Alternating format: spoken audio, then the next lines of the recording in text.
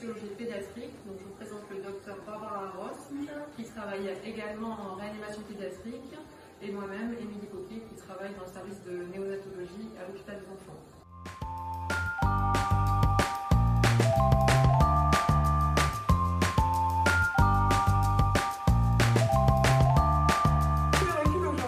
La balance bénéfice-risque, elle est en faveur de la vaccination pour les 12-17 ans.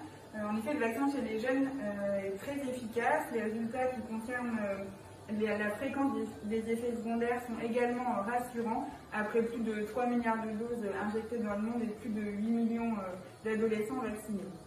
Alors l'intérêt, il est double, il est individuel et collectif.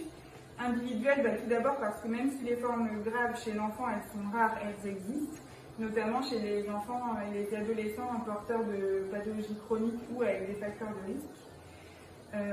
L'intérêt collectif, il est plutôt clair. L'objectif du moment, c'est de vacciner le plus de personnes possible, et notamment les populations qui sont le plus à risque de transmettre le virus.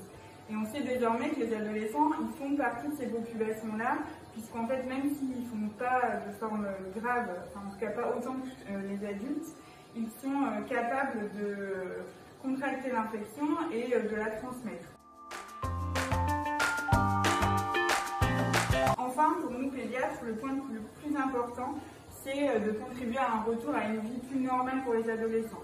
En effet, durant cette pandémie et les restrictions sanitaires qu'elle a engendrées, la santé mentale des ados a été très affectée, avec des conséquences socio-économiques, éducatives et psychiatriques parfois majeures.